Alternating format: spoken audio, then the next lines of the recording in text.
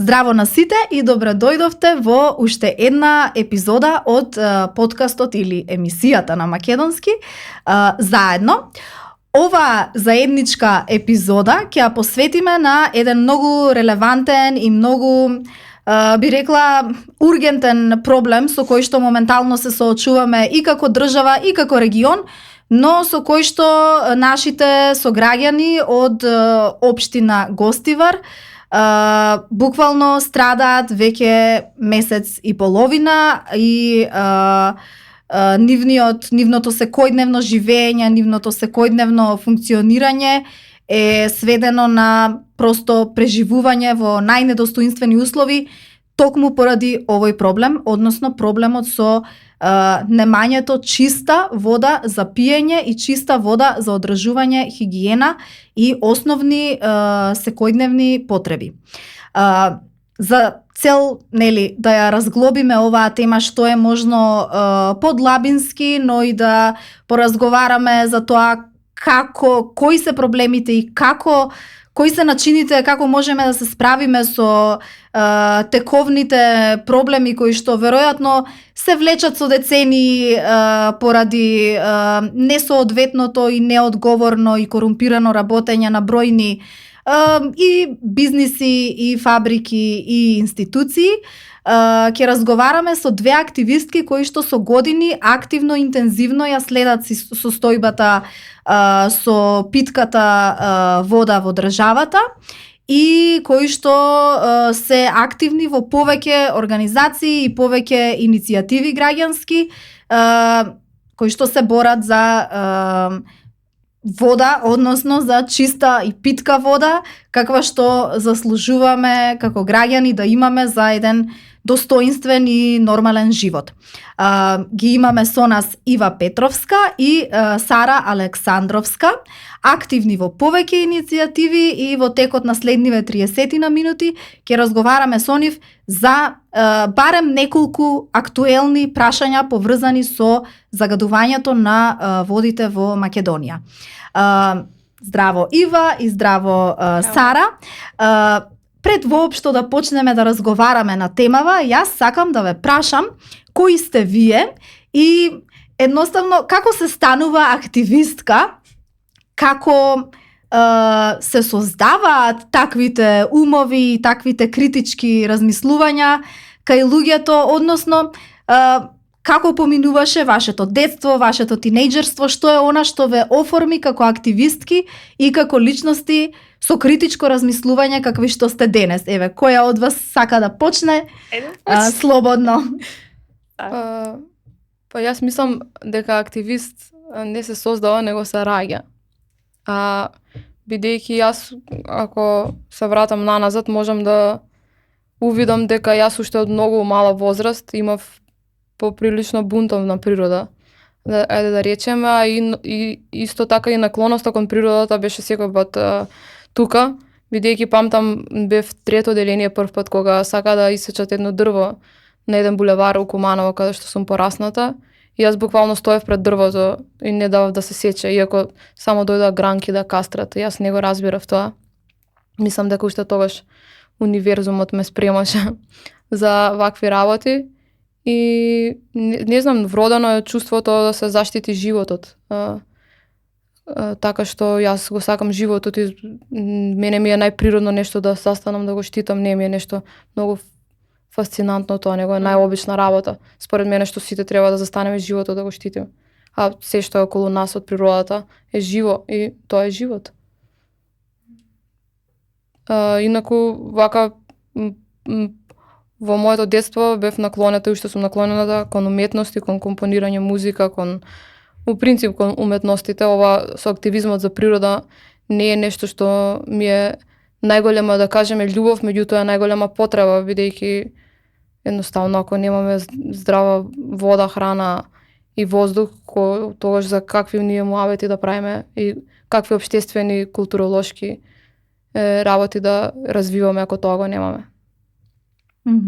И пред да почнеме ти сподели со нас дека по професија си всушност режисерка, но како што кажуваш, потребата и ургентноста да преживееме и да опстанеме веројатно треба сите да не натера да се погрижиме за овие проблеми. Апсолутно, мислам дека сите треба едноставно да си преземеме одговорност за основните работи, бидејќи без тие основни работи се друго е само театар. Ако гледаме, може да абстрахираме и концепти да имаме и да разглаваме морал и високи вредности, тоа само безкрај може да иде ако немаме ние кислород у мозокот, мислам, тоа е џабе. Да. Јас исто сакам да се надоврзам дека доста бев бунтовна и како мала и некако така природно ме однесе патот. Памтам дека кога бев дете имаше огромни дрвја во Тафталеџа, сум израснати инаку, имаше огромни дрвја карши мене, карши зградата и ние таму си игравме цело детство. Буквално сум растена во цедница со сите останати деца од малото и таму не носеа да се дружиме. И првата љубов према природата ми е тоа. Памтам немам чисти сеќавања, ама памтам, матно ми е малку, памтам огромни дрви и како сите сме околу нив и сега не памтам точно дали ги гушкавме или нешто такво, ама знам, можам да ја почувствувам љубовта према природата уште од дете. И инаку запишав актерска игра на естра, меѓутоа баш ја запишав со таа цел, за да мислев дека во театарот можеме сите гласно да сме бунтовни, а никој ништо да не ни може, да кажеме што е проблемот во општеството, а никој ништо да не ни направи, меѓутоа испадна дека еве повеќе сме потребни во некои други битки за вода, воздух и дека тоа доволно не се зборува за жал денес во театарот, па така. Но и покрај тоа вие успеавте да ја поврзете и вашите сродни професии на двете вас и вашата љубов кон актерството и режијата, да ги поврзете и да создадете нешто кое што се надеваме дека ќе поттикне и кревање на свеста и подлабоко размислување за овие суштински прашања како што е водата. Станува збор за еден филм за кој што малку подоцна ќе поразговараме. Пред да стигнеме до тој разговор, сакам да го отвориме разговорот овде за водата, питката вода и водата за секојдневна потреба која што ја користиме секојдневно во Македонија. Кажете ни што се случува со водата во Македонија? Сакаш? Вака јас не сум експерт мора да кажам, за водите во Македонија. Ја дури сега навлагам во тој субјект и тоа што можам да заклучам е дека на времето кога бил направен водоводот, тоа било нешто 913, првиот мислам дека. Водоводот во Скопје? Да, значи имаат користено азбестни цевки, тие цевки уште не се сменети, тоа народот треба да го знае, азбест е отров. Така што тоа само една од тие работи која на упрашањата нели што ги имавме беше дали е квалитетна водата сега како што ја имаме.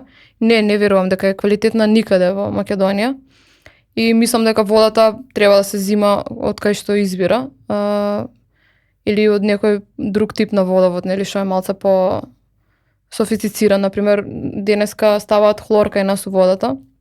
У Германија ја чистат водата со светлина, значи тоа се светлосни години над нас. Така што мислам дека генерално нема доволно грижа за изворите. Од која причина не знам, зашто тоа би требало главната грижа да биде за таа основна човечка потреба и основно човечко право што е водата. Не можам да сватам како може волку да биде запоставена ситуацијата да извори, например, немаат заштита или немаат заштитни зони, немаат чувари. Мислам, тоа е многу чудно, вака само да се објективно да се перципира. И мислам дека после ова со Гостивар би требало да се реагира. Дали добро сватив дека всушност никогаш, барем за Скопскиот регион, затоа што цевките се азбестни, никогаш не сме ни пиеле вода која што е здрава за пиење. Па нека заклучи тоа гледачот, дали вода што поминува низ азбест е добра за пиење. Не, знам дека некои од цевките ги променија и дека тоа скоро известија, ама не се сите се уште сменети, тоа не е во сите населби, меѓутоа има Јас последно што читав, пак сега се надоврзам зашто не сме стручњаци, јас и Сара, меѓутоа тоа може да го најдете во изјава од новинари со Ќе напоменам само дека рековте и двете не сте стручњаци, но сте во блиска соработка секојдневно со стручњаци за оваа област, така што апсолутно информациите што ги имате ги споделувате доаѓаат од стручњаците. Од стручњаци вие сте мостот како активистки, така што да. Ја би се надоврзала да спомнам и за шум во Струга. Инцидентот што се случи пред неколку месеци, веројатно се месеци, ние веќе го заборавивме. Сега се случи Гостивар, па се потсетивме. Исто имаше загадување на изворите во Струга. И тоа се зборуваше тогаш, и тогаш се свестија и се надевам и граѓаните и луѓето дека треба да се обезбедат некакви заштитни зони. Значи тоа нас јас како што прецепираме дека природата наоѓа начини како да комуницира со нас. И ние ако не реагираме на штетата што ја прават, дали можда не ние, ама некој, таа наоѓа начин да комуницира. И сега што се случи? Се загадија изворите во Струга, почна некаква процедура, еве сега видов дека и со градначалникот, знам дека и колега наш од Екосвест од Вевчани работи на тоа. Значи да се обезбедат заштитни зони околу изворите. Не може таму да има луѓе на диво што ќе се фрлаат отпад или диви депонии или загадување или дивоградби. Не се дозна, јас барем од тоа што пратев, точно конечно не се дозна од што се загадени изворите. Не можеме да се дозволиме ние да ни се случи нешто вакво, и исто сега и со Гостивар, кој ги ставил цевките, не се знае се точно. Значи, не може, треба да има заштитни зони, треба тие извори да се заштитени. И како што кажа Сара, да, јас мислам дека водата треба да доаѓа од планина и ние од таму да ја пиеме. Меѓутоа, нели со градовите знаеме дека ни доаѓа преку цевки. Ако веќе е така, ние треба да обезбедиме чиста питка вода за граѓаните, затоа што ние не сме за жалење. Македонија има премногу чиста вода. И ама не сега, ако сакаме да живееме во градови, нели, кој сака нека си полни горе од извор од планината, меѓутоа треба и таму да ја заштитиме, а не да уништуваме со мини хидроцентрали и рудници, се и на крај да испадне дека никаде не е чиста вода, ни во градовите, ни никаде. Една од иницијативите во кои што сте вие две активни е Зелена народна стража, која што стана доста популарна затоа што ги отвори во јавноста токму овие прашања. И последниот период ваше фокус прашање беше изворот Рашче. Дали може за сите што гледаат, што слушаат, да ни раскажете и хронолошки што се случува, кој е проблемот, и затоа што нели не сите слушатели и гледачи ни се од регионот на Скопје, да објаснеме и каде се наоѓа Рашче, нели, да појаснеме која е опасноста со фабриките и загадувачите кои што ги има во близина. Ако може еден така редоследен хронолошки приказ на тоа што се случува и кои се опасностите, односно ризиците, доколку не се преземат мерките кои што вие барате да се преземат. Па вака народски кажано, 30 години има стручњаци што цело време прават дојавување дека има цела депонија со хексавалентен хром, која што понира во подземните води, што се во близок контакт со изворот Рашче. Дали овој извор е единствениот од кој што Скопје не, има уште еден. Вода, има уште еден од Лепенец, меѓутоа тој Лепенец. Да, меѓутоа тој е многу послаб од овој извор Рашче. Изворот Рашче е најсилен и најквалитетна има вода, втор во Европа после изворот во Австрија. Значи ние имаме европско богатство со тој извор. Значи тоа многу малце луѓе го знаат. И ете на тоа богатство не штити буквално мајката природа, има една глинена завеса што подземните води ги сопира да не влезат у изворот Рашче, и ние сме буквално, што се вика народски, на Господ оставени. И еве 30 години има цело време власта кој да се на власт, не е битно тоа. Цело време има некој стимуланс од надвор за да се превземе некоја улога и да се превземе нешто со санирање на таа депонија. Еве 30 години има само една прочистителна станица што таму прочистува 5%, тоа е, мислам, смешна смешен процент. Мислам, ние бевме на терен, видовме како тоа изгледа. Вие видите дека тој исто 6-валентен хром се улива и у Вардар, значи Вардар е апсолутно радиоактивен. И после нели иде доле до Грција кај што идеме да се бањаме. Тоа тие водните системи не можеш ти да направиш изолат, да изолираш, значи тоа е една софистицирана мрежа какви што природата создала со незината интелигенција. И така што скопјани треба да бидат многу вознемирени. Не би сакала тоа да го јас да бидам таа што ќе го кажам ова, меѓутоа еве без разлика и што направивме притисок и со Зелена народна стража и Екосвест и уште 5 други организации и значи еве и Слободен печат објавуваше и има значи повеќе медиуми, еве уште некако се чека тоа да се реши, иако да се реши тоа, да се направи саркофаг, да се пломбира таа депонија. Кошта само чини само 1% од државниот буџет. Да. Значи, не тоа знам. го има и во филмот. Да, не знаеме зашто се чека и зашто толку има стагнација у тој процес, ако се работи за водата, од кај што се снабдува цела држава малтене, бидејќи цела држава е у Скопје. Да. Така што многу е чудно тоа како не се реагира. Секогаш веројатно било изговор тоа нема доволно средства затоа што јас кога читам, гледам дека и за другите жешки точки, тоа е изговорот, немаме доволно средства, па не знам како немаме доволно средства да решиме таков проблем, кога еве ние сега дознаваме дека тоа е 1% од државниот буџет. Ај загрозена водата, и како може како да може да нема хиерархија на кај се трошат средства, ако правиме муабет за вода, значи едноставно треба да се упали црвеното светло и од било кај да се собере тие средства, значи од било кај. Да. Така што мене ми е ова чудно, мене ми е мистерија ова како не се превзема, дури не знам што да кажам. Да, јас деновиве постојано си размислувам еве за ова што моментално се случува во Гостивар.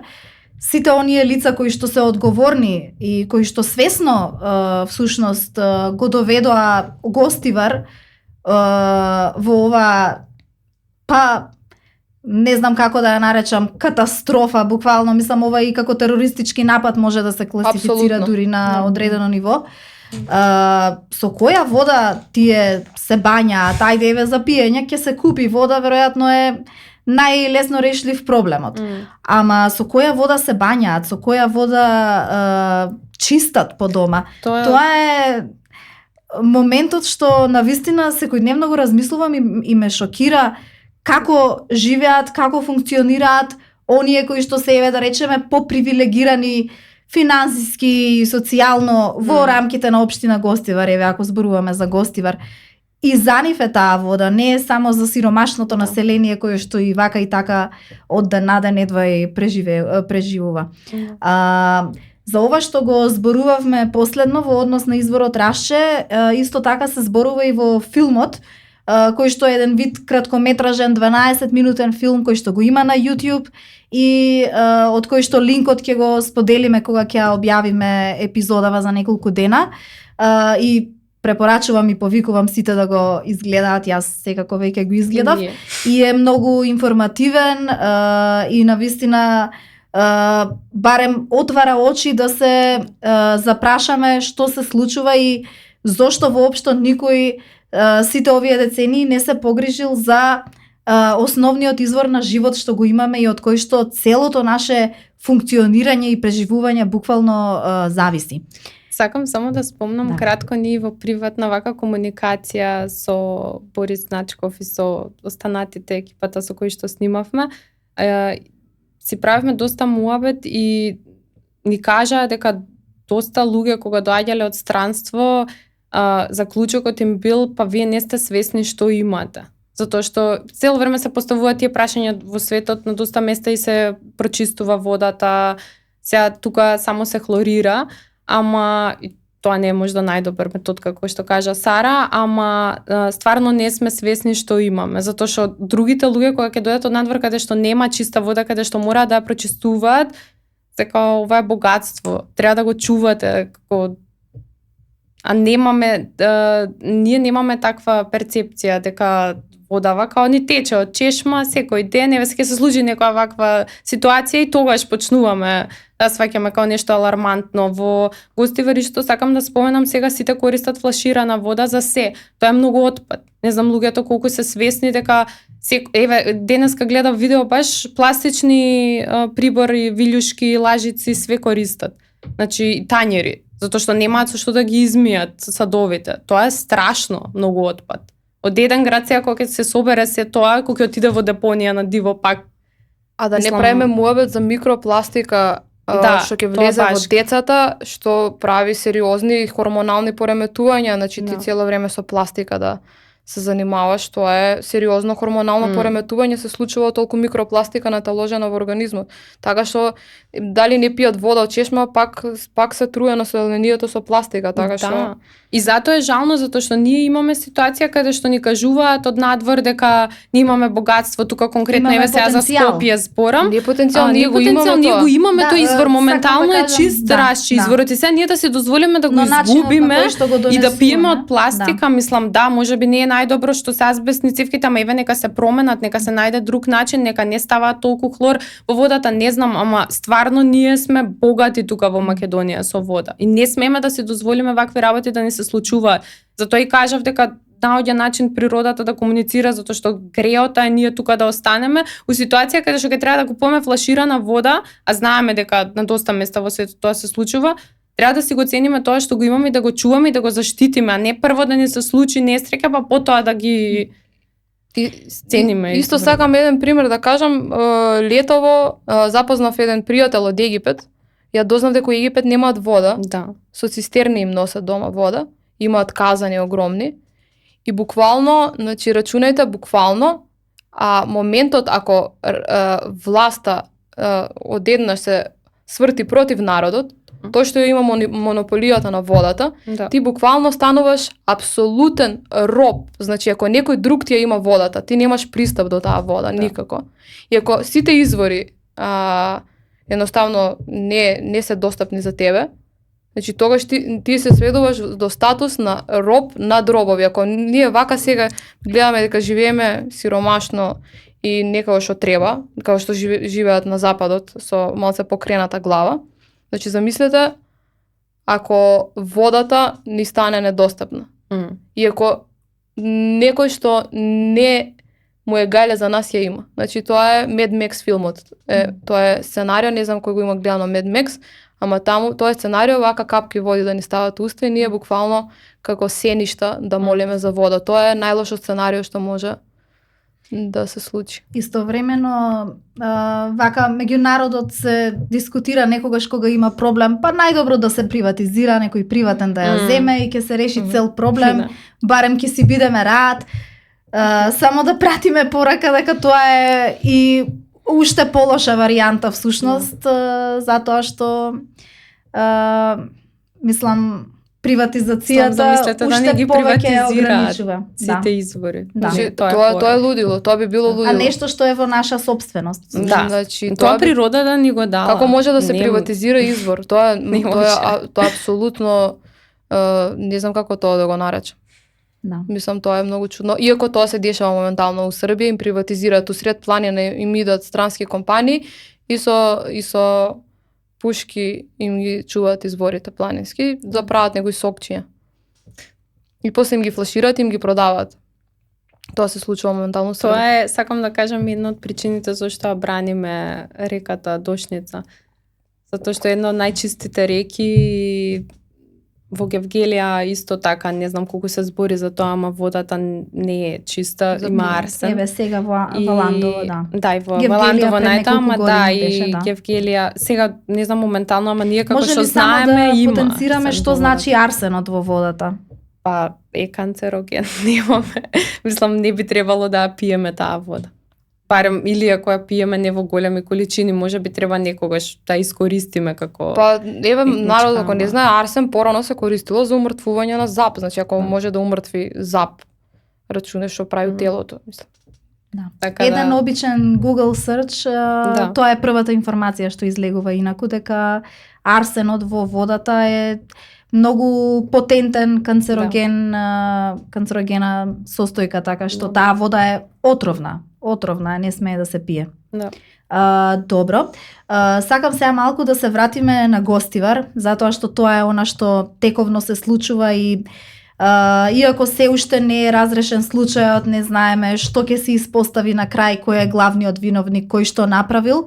Сакам да направиме еден повторно вака редослед на ситуациите кои што имаат доведено до моменталната ситуација во Гостивар, а и предпоставувам дека не сите слушатели, гледачи се целосно и информирани и свесни за она што се случува во Гостивар, затоа што мислам дека треба да застанеш да направиш муабет со човек што живее во Гостивар за да ти стане навистина јасно што се случува.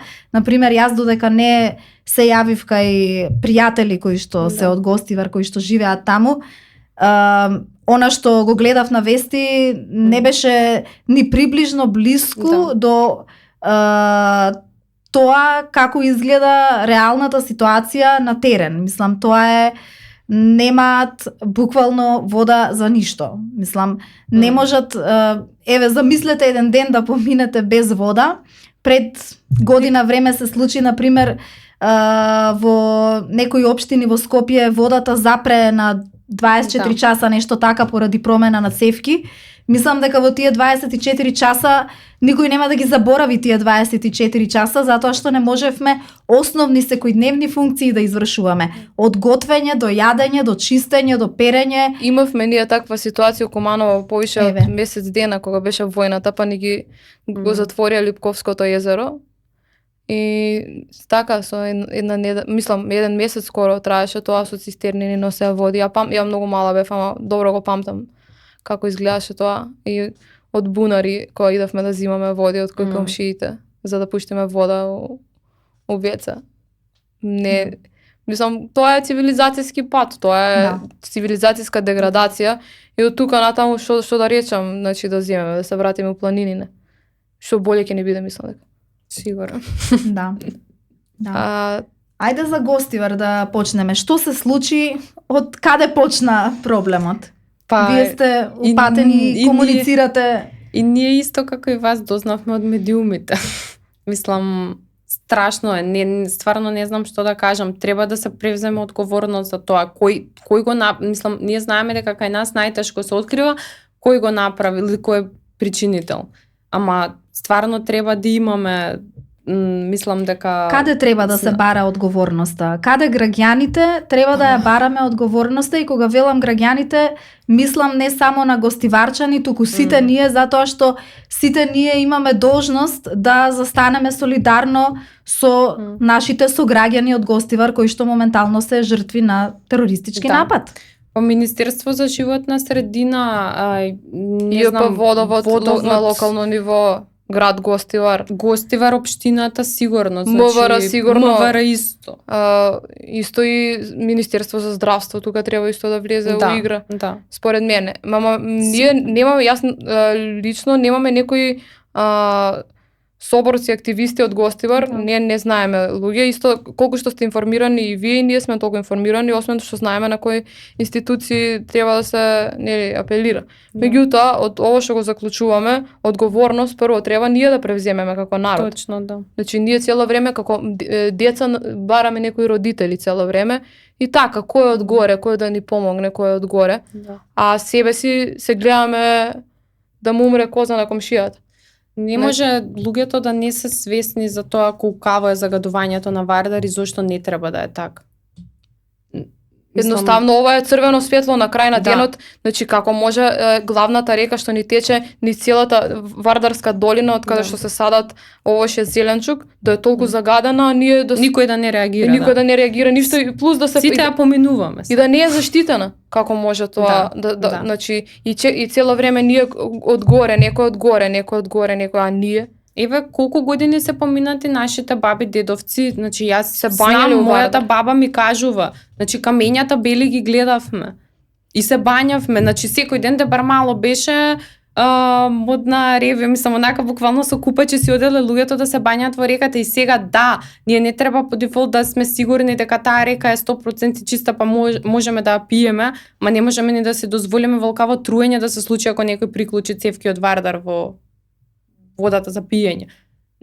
Мислам, стварно треба да се заштитат и реките и изворите и се, не можеме да си го дозволиме ова. И мислам дека не може Не е нормално. Да, и мислам дека не може толку малце луѓе да им даваме толку голема одговорност. Значи едноставно мора да сватиме, да созрееме, да не бидем имаме ова е држава на деца. Значи не знам, ја не сум одговорен, не знам, ја не сум одговорен, некој одговори ќе ми реши, ово е должен, ово е сум го гласал, не сум го гласал. Што е битно тоа, еден глас, еден потпис, тоа ли ти, значи, едноставно мора да се превземе одговорност за реалноста у која што живееме и да мислиме дека река, ние се абстрахираме. Река, што е река? Нешто мртво го гледаме, како мртво, тоа е вената на животот, како може тоа мртво да биде. Нашите предци зашто се доселиле у Скопје? Не се доселиле пошто, не знам, интересно им било тука, пошто немало ништо, тие се доселиле зашто било плодно, а плодно значи живот.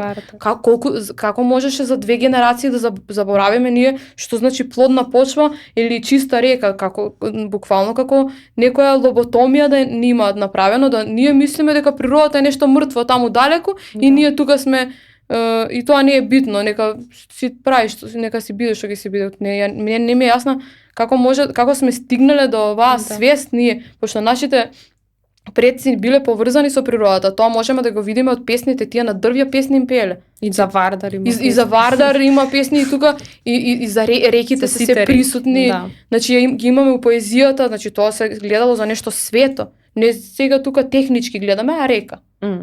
Да, буквално ја во Скопје ги приметувам луѓето, значи одменуваат како да треба да е загадена, како да е нормално се. Во ред, значи има институции што треба тоа да го решат, ама и ова сакам да го напоменам, дали значи дека ако ние ја изградиме еден ден пречистителната станица, затоа што сега пак стана тема на муабет, а тоа е закочено кузне од кога, дали тоа значи дека треба све да продолжиме да изфрламе во Вардар? И индустрија и се. Значи, ние не ни знаевме, сега кога почнавме филмот да го работиме, дознавме дека 600 валентен хром се влева во Вардар. Тоа значи дека сек депонира таа вода. И ние јадеме од таа храна од пазарите, не е дека во Скопје на пазарите нас ни носат храна од каде. Мислам, има и од таа храна што се произведува во Скопје и веројатно и сега Гостивар, сега цела храна значи дека нема да биде, дека ќе биде загаден. Луѓето треба се да поврзат и едноставно да почнат да се активираат за проблемиве сами, зашто локално никој нема да ти го реши проблемот ако тебе не ти смета дека Вардар е загаден. Тебе мора прво да ти смета како човек што си таму, што живееш таму. И да знаеш, мислам, треба во нас да е тоа дека рекава треба да е чиста, не. Ама си мислиме депонија. Реката е вена, вените што значи сите тоа е комплексна мрежа планетарна што едноставно дава живот на се што гледаме пред нас. Значи реката е вена. Ти да имаш загадена вена до тебе, колку може психолошки ти да си стабилен. Значи ти да живееш у загадено тоа, не може да мислиме дека тоа не делува на нашата психа. И едноставно кај што има чистина, таму поубави работи се случуваат. Тебе у Германија луѓето си веслаат у реката, чамци усред град и чиста е водата. Значи таму едноставно едноставно будноста е на друго ниво. Не може реката да ти биде загадена, а умот да ти биде чист. Кога ние сме 80%-90% вода. Ние сме вода. Значи, ја и ти сите тука, ние сме вода. И сега да мислиме дека ако има загадена вода, тоа е као некоја техничка работа, да нема никаква, да си некои концепти у главата да имаме, а да не ја гледаме реалноста, дека чекај малце, може многу принцип само све ќе биде подобро, само Вардар да е чист. Повесели ќе бидеме. И тоа вака може да звучи многу апстрактно, но тоа е жива вистина. Апсолутно е, мислам, веќе има студии кои што потврдуваат дека и загадувањето на воздухот, што е друга тема, сега нема да ја отвориме за некој следен пат, нека остане. Тоа е друга огромна, тешка тема, ама и загадувањето на воздухот, и загадувањето на водата, и сето она што го внесуваме во организмот, а е отров, загадено, влијае на физичкото здравје, веќе секако логично ни е дека влијае, ама влијае и на менталното здравје. Всушност го зголемува ризикот од депресивност и анксиозност, Апсолутно. воздухот што го дишеме, водата што ја пиеме. И јас мислам дека не е случајно што многумина од нас не се чувствуваат добро психолошки и во Да. текот на целата година, ама особено во текот на зимата, кога не само во Скопје, значи во цела Македонија воздухот е сериозно загаден Да. и немаме ни информации доволно што е она што го дишеме, а за водите еве исто така. Повторно немаме доволно информации и сега дознаваме откако излезе случајот со Гостивар, дознавме за Валандово, а кој знае колку долго време и Валандово ја пиеле таа вода со арсен. Иако пред некои си 7-8 години имаше навести за водата во Гевгелија, па претпоставувам поврзан е тој проблем. Да. Добро, ајде да позборуваме малку за решенијата. Еве, велите дека треба и ние како граѓани да се активираме и да бараме одговорност од оние што сме ги избрале и назначиле да ја работат работата и да земаат плата во наше име. Што е она што ние граѓаните можеме да го направиме на најниско грасрут ниво? И што е она што треба да го бараме институциите и одговорните да го направат? Кои се решенијата за проблемот со сериозното загадување на водите? Па дефинитивно да се направат заштитни зони околу изворите. Што значат тие заштитни зони? Наједноставно Тоа да значи појасниме. дека не може, како што кажав преска, да има депонија околу изворите. Значи не може да има диви депонии. Тоа значи дека ќе бидат заштитени и некој ќе го одржува тоа место. Затоа што сега знаеме дека освен во Скопје за изворот Раше дека имаме некаква каптажа заштитена, што еве не знаеме колку е точно заштитена, зашто загадувањето доаѓа сега од друго место, преку подземните води. Немаме на другите места. Сега моментално со загадувањава почнува да се случува тој процес. И исто така ја најмногу што сакам да напоменаме, ние кај самите нас да почнеме да го гледаме проблемот и да се менуваме. Не може да очекуваме дека секој човек тука преку ноќ ќе престане да фрла ѓубре, ама да се запрашаме пред да купиме нешто дали ни треба и колку време се разградува тоа нешто во природата, затоа што знаеме еве диви депонии дека имаме и што се случува дека во реките иде отпадот. Не можеме сега ние сите да ги смениме преку ноќ луѓе да престанат да го прават тоа. Меѓутоа, ако видиме некој дека го прави тоа, да напоменеме, да стварно да не купуваме непотребно некои материјали или пластика или било што и да го фрламе тој отпад во реките, во природата. Таму завршувам, само мора да сме свесни дека ние се што ќе фрлиме во, за жал, канта, завршува во природа. Така. Немаме ние тука организирано Се многу согласувам со депонирање ова, по но држава. тоа што ме плаши мене е она што е невидливото, на пример, ова што не сме Да. го гледале еве во Гостивар. Видливото ѓубре може и ќе го собереме, еколошки акции, не знам, понатаму можеби Ама до кога? Да, нема крај, ама еве да речеме видливо е, можеме да му најдеме решение некако по-логично да дојдеме до решение. Односно до идеи за решенија, но она невидливото што да правиме со тоа? Значи, еве, например, очигледно е дека нема политичка волја за еко делување во нашата држава, тоа е очигледно, го гледаме, тоа нема политичка волја, никој не го интересира за здравјето на Дури на ни народот. еколошките, зелените политички партии. Добро, тоа се театар за деца и младинци, значи сите го знаеме тоа.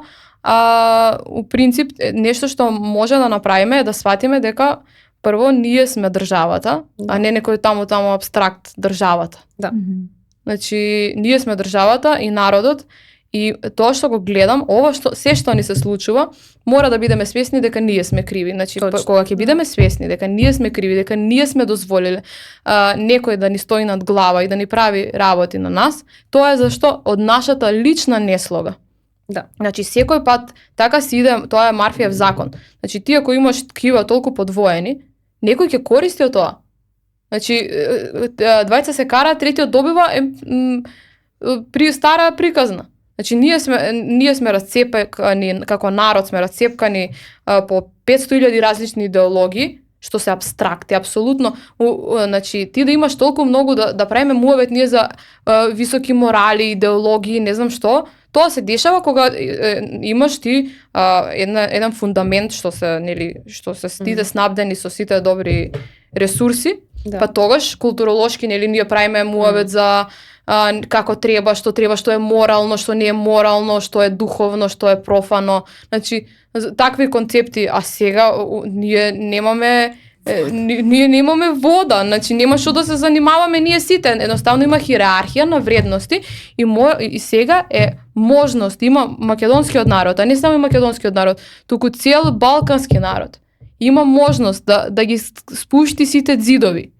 Значи да престана да не поделуваат апстрактни теми и морализирање, значи дечки и девојки, ние имаме проблем со општи работи. И нема што ја да мислам ти што размислуваш по таа тема, што ми е мене гајле. Значи дај може за вода да средиме? Да. Може да средиме за вода и за воздух, па после ќе седнеме на маса, па ќе имаме дискусии за висок морал, што како треба, како не треба. И ќе филозофираме, меѓутоа ако црвеното светло е упалено дека ние и немаме здрава почва, а тоа го немаме здрав воздух, храната што ја јадеме не е здрава, значи само треба да искочиш од државата да видиш колку е поквалитетна секаде храната од кај нас. И после тоа и кога ќе сватиш дека прстето, овој крив надлежни овие, сите си користат, луѓето се користолюби по природа. Ние сме криви. Што се мразиме без потреба, на Facebook си куцкаме, леле ти си ваков, леле ти си онаков. Мене ми беше многу разочарувачки кога вестите за Гостивар излегоа и кога наместо солидарност и поддршка за сограѓаните од другите градови, коментарите на Facebook беа полни со албанофобија. Тоа беше навистина разочарувачки. Очигледно ова што го зборуваш, треба да запреме, да застанеме и да се запрашаме од двете страни фобија е... Кои ни се нам од двете страни е застапена фобијата. И таму има македонофобија и кај нас албанофобија. Тие се двете странки се апсолутно застапени у етерот. И тоа е, значи, у ситуација како наша... Не зборувам конкретно за Гостивар, што тоа е тоа што го видам. Значи, апсолутно, тоа се, од двете странки, тоа театарот така се игра, овие тука ќе се мразиме. Тука ќе јадеме исто ѓубре си јадеме ние што се мразиме, нема врска. Па да, и едните и другите сега пијат вода. Значи апсолутно, еве сега со Албанија што се деси со протестите, значи мене ми се кара луѓе јас зашто поддржувам албанци, имаше такви некои зашто како ја поддржувам, зашто природата мене што ми е гајле таму, ја граници не гледам, сега што граница ми дефинира дали оваа природа ја сакам или оваа природа не ја сакам. А природата е поврзана, мислам дека неколку пати го спомнавме тоа, и водите па особено поврзани се и тоа е тоа што треба да не интересира и да не загрижува. Да се мразиме за да може некој друг да. Еве ова сега мора да ги гледаме и нели позитивните работи во вакви ситуации. Значи еве ја давам еден апел кон целиот народ од сите нели етникуми. Више тоа не е битно. Значи битно е етникум е битно кога имаме све што треба, па тогаш може да играме, да се занимаваме со такви работи. Значи прво да ги решиме работите, условите за живот, па после и надпревари ќе правиме и ќе се караме по емисии. Значи све ќе има, све ќе може. Само давам еден апел, значи да се погледнеме кон луѓе што биолошката станца ни е загрозена. Значи не можеме ние да се занимаваме со други работи, едноставно треба да има хиерархија на вредности, колку и да звучи сега тоа може звучи лошо, пошто сите си имаат некој домен у кој што сака да се истакнат. Меѓутоа, дај Боже сите да можат. Вода на сите ни треба. Значи, едноставно да се обединиме сите за да си ја заштитиме водата и нели основните услови за живот. Добро. Сакам вака да заокружиме од целиот овој разговор што е она што треба да се направи за изворите, еве, затоа што зборувавме за Рашче, за изворот во Гостивар што беше загаден, спомнавме и за Струга, и за реката Дошница, и таму бевте вие активни. Еве за изворите. Што треба да се направи? Еве, дајте листа, например, што е она што треба да го побараме од оние кои што сме ги избрали и се одговорни да го направат. Па, редовни мерења на водата, веројатно чим сега ги дознавме информации, веднаш излегува по новинарите, значи не сме имале редовни мерења, дали е или не е загадена. И пак ќе кажам, значи институциите нека си ја вршат својата работа, меѓутоа ние луѓето да сме свесни дека тоа што ќе го фрлиш ти таму негде ќе отиде, или еве индустријата ќе го фрли, или ти како индивидуалец ќе отиде негде, ќе загади нешто и ти еден ден ќе го пиеш. Не исчезнува тоа ние што загадуваме како луѓе. Мора да сме свесни за тоа. Добро, редовните мерења, заштитување на подрачјето на изворите, изворот, промена на цевките очигледно затоа што на цевките, и тоа не знам што друго да се направи. Многу да се обрне повеќе внимание општо за природава и заштита на природата во државава. Звучи многу едноставно и навистина е апсурдно зошто и како досега не се правело, а и веројатно и се уште не се прави. Нешто што е толку едноставна и проста рутина. Вработени во институциите имаме повеќе од доволно, по глава на жител мислам дека имаме повеќе од доволно вработени административци и одговорни лица во институциите, така што навистина е апсурдно и застрашувачки зошто и како не се правело тоа до сега и до кој степен треба да дојдеме за да воопшто го имаме овој разговор. Дали имате да споделите можеби некои примери од странство, еве зашто во Германија спомна дека водата ја прочистуваат на некој друг начин, некои позитивни практики кои што ние треба да ги преземеме како примери, да ги почнеме да ги практикуваме тука кога станува збор за заштита и одржување на водите? Значи, јас, тоа што сум била надвор и тоа што имам заклучено, сум била по доста држави, ниту една држава, освен у Србија, кај што сум била, знаете, у Скопје она белото што се задржува насекаде, што го имаме во ВВС школката, значи, што и да е таа компонента, што цело време ние бигор. Што и да е тоа. Ја нигде не сум видела толку бигор. Зашто кај нас има толку бигор, ако ние знаеме дека Расче е чист извор? Што е финта со бигорот? Никој не се запрашува тоа. У Германија сега имаме другарка што работи на некој проект исто така за заштита на средината. И јас ја информирана и ја викам како ја чистат. Вика не се клорира тука водата, со светлина ја прочистуваат. Значи таму се замараат луѓето да пијат, да има достапност до добра вода и после ние си викаме, чекај бе малце, кај нас IQ-то е ниско, ние сме глупи, ние сме глупи, ама ти буквално е да не кажам нафта пиеме, ние многу бигор несуваме со водата, од кај да знаеме тоа како делува на организмот, истражено ли е. И зашто на пример само ние имаме така, зашто еве у Европа никој нема бигор. А имаат по нечисти извори него нашиот извор. Тоа прашање секој човек треба да се го постави у главите според мене. Ја не знам, може има некој објаснување, некој стручњак еве нека искачи дека каже зашто кај нас мора да има толку бигор, ако знаеме и хидрогеолози ни кажуваат дека Расче е многу чист извор. Веројатно тоа заради нередовно одржување на цевките или промена. Да, може ја не сум стручна, толку, може има некој објаснување за ова зашто е тоа така, ама нека искочи некој да го објасни ова. Бидејќи зашто не вложуваме средства за здрава вода, тоа е многу големо прашање што исто секој треба да си го постави. Да. Така. Добро.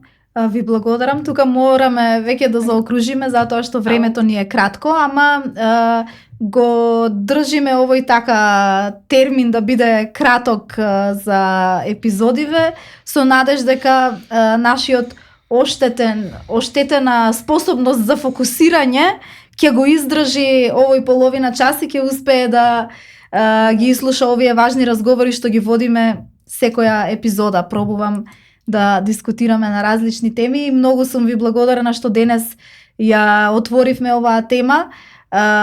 Филмот исто така ќе го споделиме со самото објавување на епизодата за некој ден и навистина се надевам дека и ќе отвориме важни прашања за размислување кај слушателите и гледачите и дека ќе успееме да поттикнеме поголема граѓанска акција и барање одговорност онаму каде што треба да се бара одговорноста.